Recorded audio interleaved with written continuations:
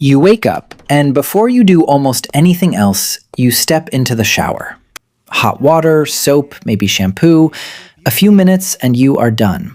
You do this every single day, maybe even twice on a bad day, and you have probably never once questioned it.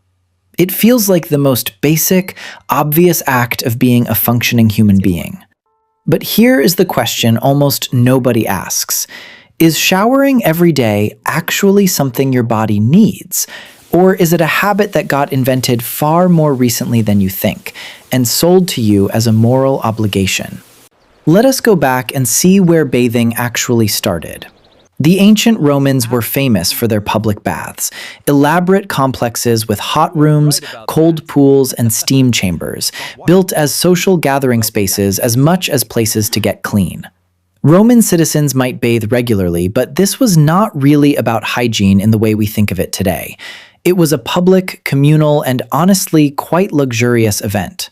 Then the Roman Empire collapsed, and something strange happened to bathing across most of Europe. For centuries, roughly from the fall of Rome through the late Middle Ages, regular bathing largely disappeared. It was not simply neglect. Many medieval Europeans actively feared water. Physicians at the time believed that hot water opened the pores of the skin, allowing disease to enter the body directly. During recurring outbreaks of plague, some doctors specifically advised against bathing, believing it made a person more vulnerable to infection, not less. Historian Catherine Aschenberg, author of The Dirt on Clean, notes that some royal figures reportedly went months or even years between baths, relying instead on perfumes, powders, and simply changing clothes to manage odor and appearance. Cleanliness for most of this period meant having clean linen against your skin, not necessarily a clean body underneath it. This lasted for hundreds of years. Regular water bathing simply was not the norm for ordinary people across most of Europe. So how did we get from centuries of avoiding water to showering daily without a second thought? The shift began slowly in the 18th and 19th centuries. As germ theory developed and scientists like Louis Pasteur demonstrated that invisible microorganisms cause disease, medical understanding of hygiene completely reversed itself. Water was no longer the enemy. Dirt and unseen pathogens were. Victorian-era sanitation reformers pushed hard for public health improvements, including regular bathing as cities grew overcrowded and disease spread rapidly through poor sanitation. Indoor plumbing slowly became more common through the late 1800s and early 1900s, and for the first time in centuries, regular bathing became genuinely convenient for large numbers of people, rather than a luxury requiring servants to haul and heat water. But convenience alone does not explain why showering became a daily ritual, specifically. That part of the story has less to do with medicine and more to do with marketing. In the early 20th century, soap companies in the United States and Europe launched aggressive advertising campaigns, explicitly designed to create anxiety around body odor and uncleanliness.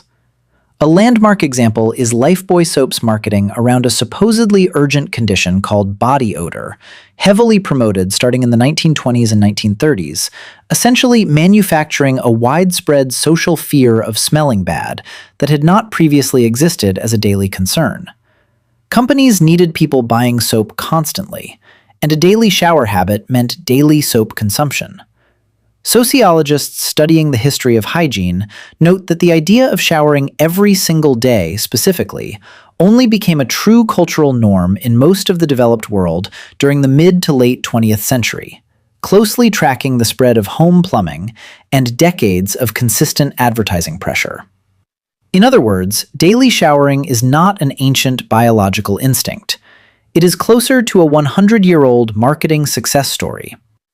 So, what does actual science say about how often you need to shower? Dermatologists generally agree that daily showering is not medically necessary for most people, and can sometimes cause more harm than good. Your skin hosts a complex microbiome, a community of bacteria that helps protect against harmful pathogens and maintain your skin barrier. Daily showering, especially with hot water and strong soap, can strip away natural oils and disrupt this microbiome, potentially leading to dry skin, irritation, and in some cases, making it easier for harmful bacteria to take hold. Many dermatologists suggest that showering every 1 to 3 days is sufficient for most people's actual health needs, with targeted washing of specific areas in between. The daily full shower, it turns out, is more about social expectation than physical necessity. So, to recap, ancient Romans bathed communally and regularly, but for centuries after Rome's fall, most of Europe actively avoided water out of medical fear. Germ theory reversed that fear in the 1800s. Indoor plumbing made regular bathing possible, and 20th century soap advertising turned it into a daily social requirement rather than an occasional health practice. The science today suggests your body genuinely does not need what has become a completely automatic daily ritual.